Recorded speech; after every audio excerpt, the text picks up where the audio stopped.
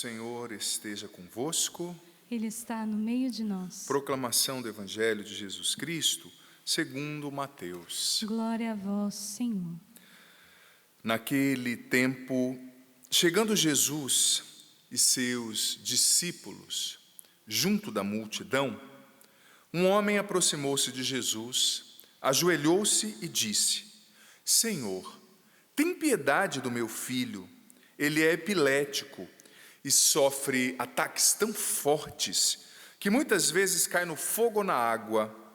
Levei-o aos teus discípulos, mas eles não conseguiram curá-lo. Jesus respondeu: Ó gente sem fé e perversa, até quando deverei ficar convosco? Até quando vos suportarei? Trazei aqui o menino. Então Jesus o ameaçou e o demônio saiu dele. Na mesma hora, o menino ficou curado. Então os discípulos aproximaram-se de Jesus e lhe perguntaram em particular: Por que nós não conseguimos expulsar o demônio? Jesus respondeu: Porque a vossa fé é demasiado pequena. Em verdade vos digo, se vós tiverdes fé, do tamanho de uma semente de mostarda, direis a esta montanha: vai daqui para lá, e ela irá, e nada vos será impossível. Palavra da salvação. Glória a vós, Senhor. Nós te pedimos, Senhor, já no início desta reflexão, nós te pedimos, aumenta a nossa fé, Jesus. Dá-nos uma fé forte, uma fé madura. Muitas vezes não somos capazes, Senhor, por nós mesmos de acreditar, de assumir suas promessas. Muitas vezes ficamos parados nos nossos medos, problemas, situações aparentemente impossíveis. Muitas vezes, Senhor, o sofrimento faz com que a gente fique tão centrado na gente mesmo, nos nossos impossíveis, que a gente não consegue ver nada mais adiante. Dá-nos fé, aumenta a nossa fé, convence a nossa mente, Senhor, o nosso cérebro que às vezes corre com tantas dúvidas, tantas descrenças. O Senhor disse no Evangelho que se nós crescêssemos, até mesmo uma montanha nós moveríamos pelo poder da fé. Fortalece a nossa fé, faz-nos crer naquilo que a gente não vê, faz-nos esperar nas tuas promessas, Senhor. Dá-nos essa graça. Louvado seja nosso Senhor Jesus Cristo. Meus queridos irmãos e irmãs, hoje nós celebramos São Domingos e eu não vou me deter tanto sobre a realidade do Evangelho, quero falar um pouco sobre São Domingos, mas o Evangelho está falando de uma realidade muito basilar, que a gente já sabe, a realidade da fé, que é uma virtude teologal, infundida em nós pelo batismo, mas que precisa ser cultivada, que precisa ser alimentada, que precisa ser fortalecida. Olha só que pobreza que acontece quando falta fé. Jesus estava, você viu que ontem, nós celebramos, anteontem aliás, nós celebramos a transfiguração, e essa passagem, ela está justamente depois do evento da transfiguração no Evangelho. Jesus e os 3 discípulos, Pedro, Tiago e João, estavam sobre o Monte Tabor, e os discípulos estavam lá embaixo. Então aquele pai com aquele filho problemático, que aqui em Mateus está descrito como epilético, mas nos outros evangelhos correspondentes está descrito como possesso pelo demônio, pelo mal. Aquele pai desesperado pensou consigo: não, aqueles homens andam com Jesus, então eles partilham o mesmo poder de Jesus. Então foi o seu desapontamento, o seu desânimo, quando ele percebeu que aqueles discípulos de Jesus não podiam dar Jesus a ele, não podiam partilhar do mesmo poder de Jesus. Isso é tão triste, né? Quando o mundo procura Jesus em nós, discípulos de Jesus, e não encontra. Isso é muito triste, isso é um pecado da nossa parte. Porque, veja bem, as pessoas têm o direito de encontrar Jesus nos seus seguidores. As pessoas têm o direito de encontrar Jesus em mim e em você. Isso nas situações mais ordinárias que a gente vive, né? Você que está no seu trabalho, lá no seu trabalho as pessoas veem Jesus em você? Na sua casa as pessoas encontram Jesus em mim, em você? Na sua universidade?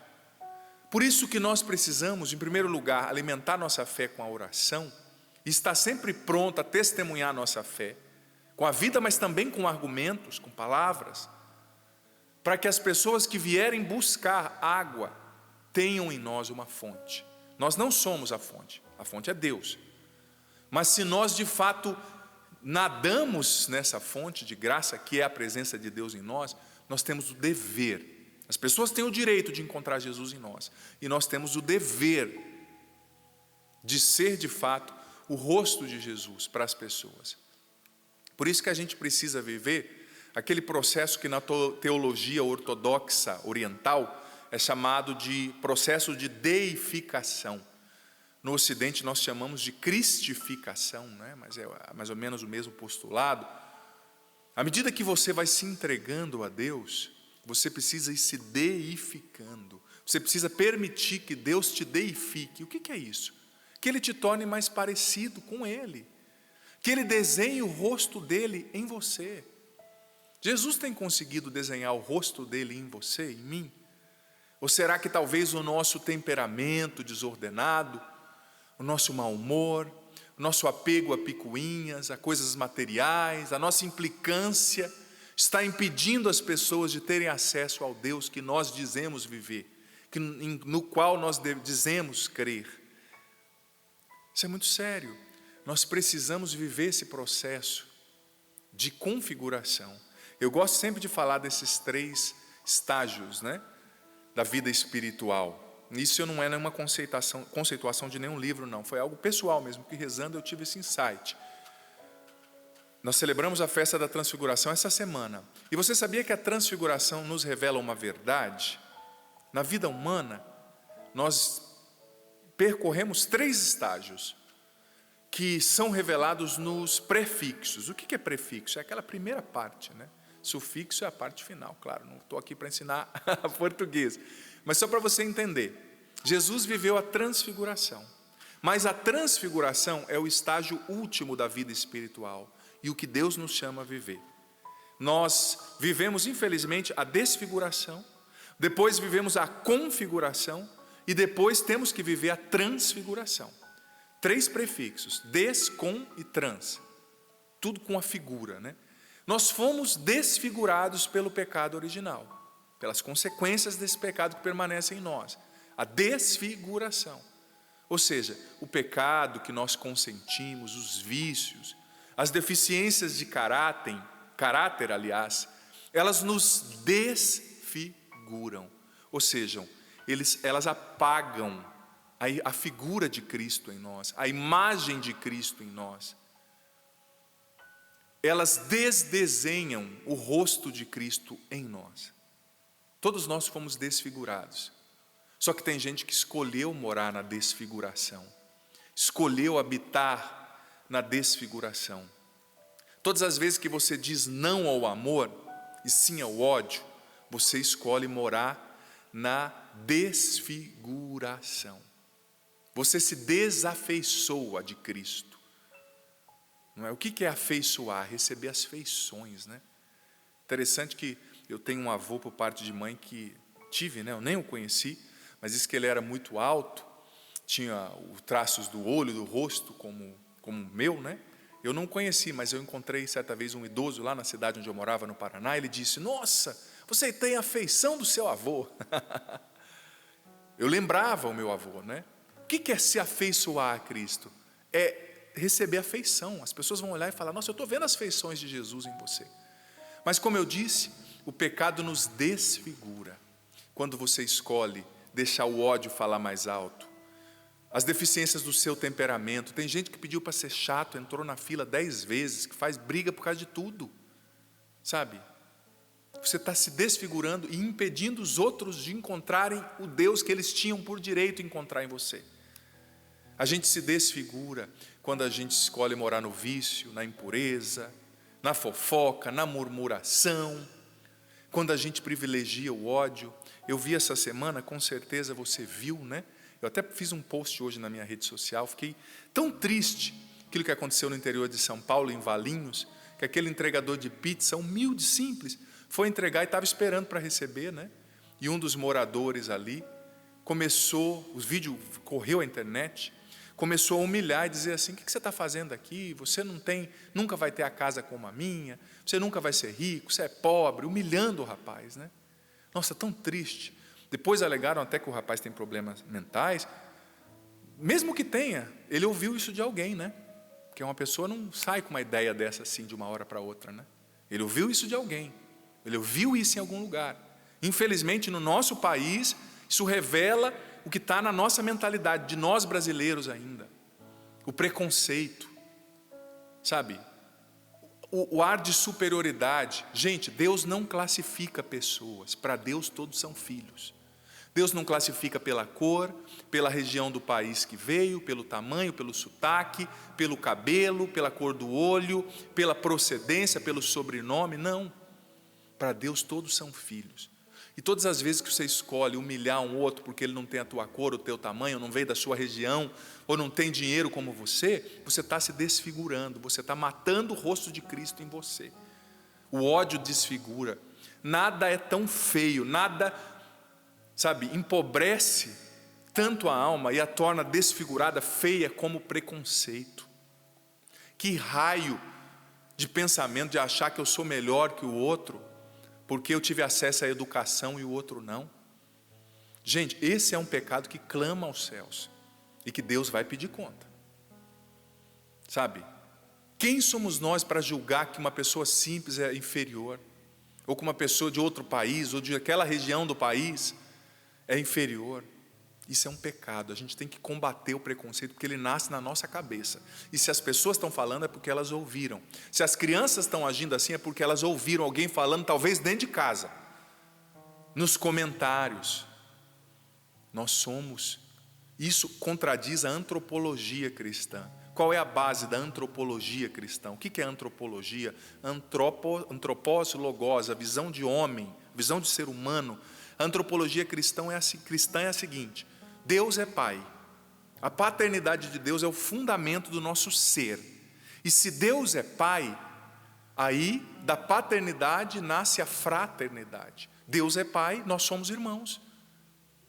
Sabe, tem gente que às vezes até em nome da fé se julga superior. O outro não presta porque ele não crê como eu.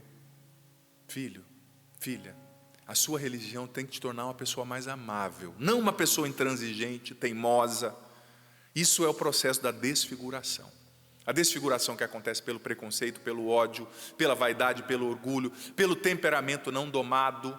Quantas pessoas destruíram o próprio casamento por causa das deficiências do temperamento, do caráter. Pessoa intempestiva. Certa vez eu atendi um marido, que eu até dei risada depois, né? Ele disse assim: padre, eu casei com 13 mulheres diferentes ao mesmo tempo, em uma só. Cada vez que eu chego do trabalho, eu fico me perguntando: qual é a versão da minha esposa que eu vou encontrar hoje? Tadinho. Eu fiquei com vontade de rir ali, porque eu segurei a onda, né? Mas sofrido. Ele falava, tinha 13 em uma, né? A mulher de fases. Um dia ela estava lá em cima, outro dia ela estava lá embaixo, outro dia ela estava brigando, outro dia ela estava chorando.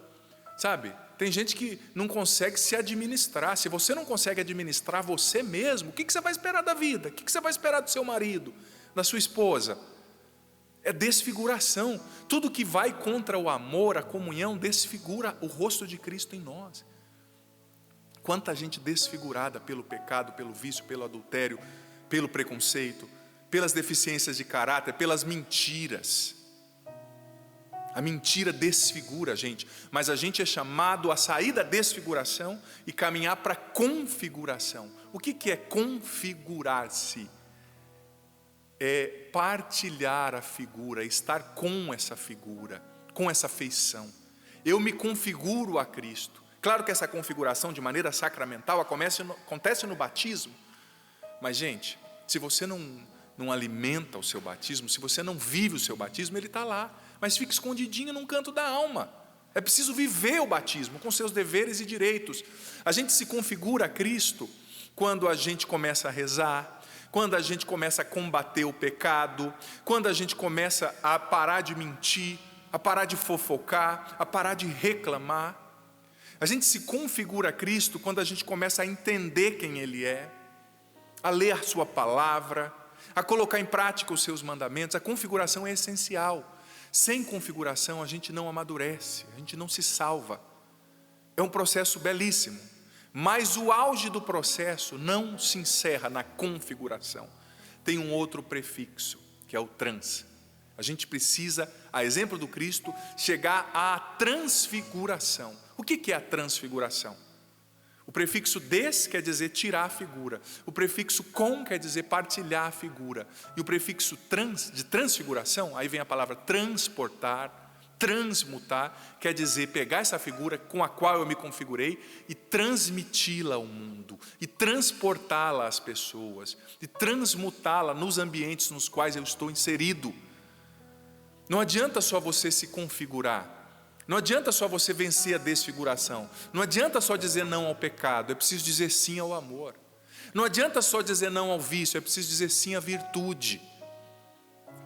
Depois de se configurar, eu e você somos chamados a nos transfigurar. Nos transfigurar.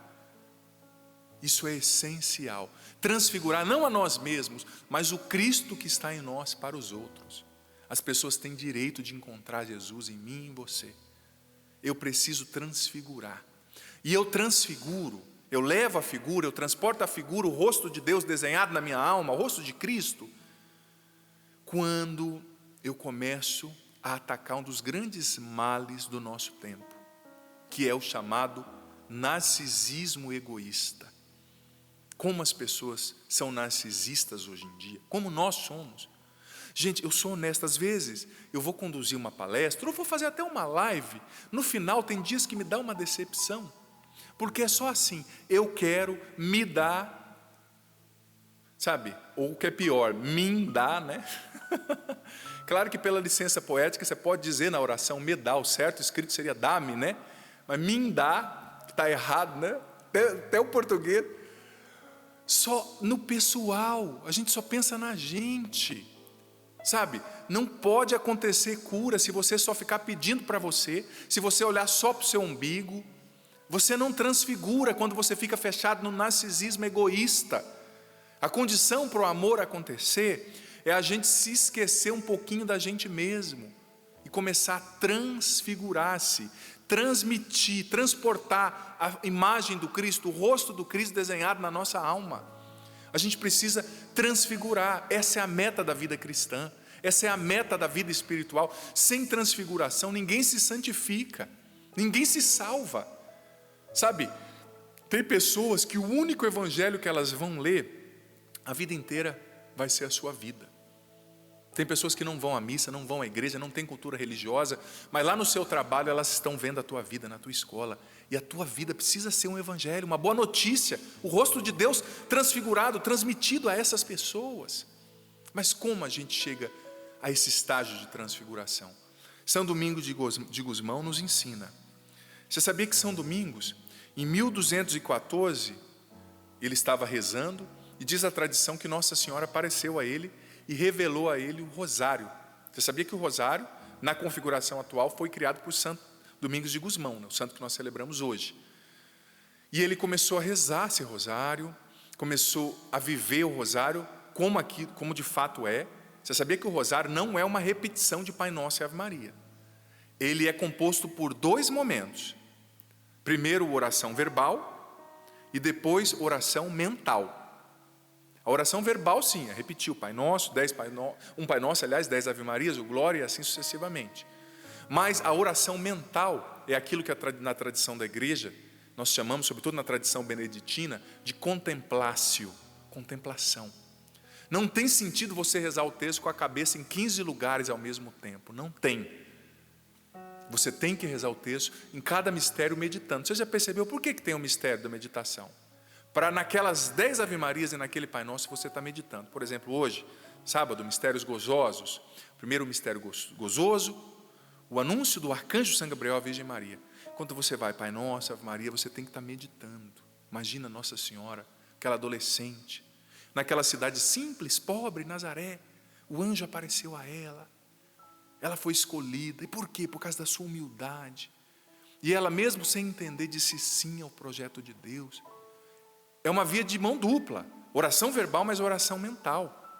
Você sabia que uma das principais missões de São Domingos, dos dominicanos, é contemplar a verdade através do estudo da oração e transmiti-la, né? Contemplar. A contemplação é essencial. A gente só transfigura Cristo se a gente contempla Cristo. São João Paulo II dizia que o ser humano se transforma naquilo que ele contempla. Aquilo que ele contempla. Então a contemplação, ela é essencial. E você sabe que São Domingos viveu num tempo muito difícil. A heresia catarista dos cátaros, ou albigenses, que aconteceu do ano 1100 a 1200, mais ou menos. São Domingos, indo um dia numa peregrinação, ele era espanhol, para Roma, ele passou pelo sul da França e viu como essa heresia tinha se alastrado. E você sabe o que é a heresia cátara? Catarós, do grego, quer dizer puro. A heresia, os hereges cátaros, eles acreditavam que eles eram puros e eles se purificavam negando totalmente a matéria. Ou seja, eles acreditavam que existiam dois deuses. O Deus do Novo Testamento, que criou o mundo espiritual, e o Deus das coisas materiais do Antigo Testamento, que era Satanás, que criou a matéria, o corpo. Com isso eles negavam a divindade de Jesus, a humanidade, aliás, de Jesus, que Jesus se fez homem. Eles negavam a união hipostática. O que é a união hipostática? Verdadeiro homem, verdadeiro Deus numa só pessoa, que é a nossa doutrina, que é assim que Jesus se revelou. E eles negavam também a maternidade de Maria. E São Domingos combateu essa heresia, muito bravamente, com oração, com pregação. Pregava muito bem, muito inteligente, mas ele disse que o que mais fez ele alcançar esses hereges, ele disse nos seus escritos, nem foi tanto a sua pregação, mas foi a sua contemplação no rosário, que era transfigurada, transportada àquele povo quando ele pregava. Ele contemplou Cristo, por isso ele transmitia Cristo. E num mundo como o nosso, você sabia que essa heresia cátara, ela vai e volta nos círculos cristãos? Sempre. Tem tanta gente que hoje que nega a matéria, que nega o corpo, que nega a sexualidade, que quer viver como um anjo. Você não é anjo, não. Como você lida com a sua sexualidade? Perguntei isso sábado passado, estou perguntando de novo. Sua sexualidade não é para ser negada nem reprimida, ela é um dom de Deus, é para ser curada e orientada do jeito certo. Como você lida com o seu temperamento? Como você lida com você mesmo, com a sua humanidade, com a matéria humana? Você se conhece? Você conhece as feridas presentes na tua história que precisam de cura, que precisam ser ordenadas para Deus? Contemple Deus na tua humanidade também. Jesus se fez homem, humano, para que a gente não desprezasse o que é humano, para que a gente não vivesse desencarnado, sabe? Mas a liturgia de hoje, interessante que eu estou falando nada do que eu preparei, que eu tinha preparado totalmente outra coisa. Mas foi a inspiração que me veio, né? De partilhar sobre essas realidades. E eu faço como aprendi com o Padre Jonas na Canção Nova, que a gente tem que deixar o Espírito Santo conduzir, né? Mas na liturgia de hoje, nessa reflexão, nós entendemos o caminho. Sair da desfiguração, caminhar para a configuração, partir para a transfiguração, mas contemplando o Senhor, Sua palavra, contemplando no rosário. O rosário é uma oração poderosíssima. O terço é uma oração através da qual muitas graças nos são dadas. É uma oração também que tem um impacto cerebral positivo. A gente oxigena o cérebro, a gente para, a gente respira melhor, não é? Contemplemos o Senhor, para podermos de fato levar o rosto dEle para tanta gente que precisa, que talvez dentro da sua casa hoje esteja precisando.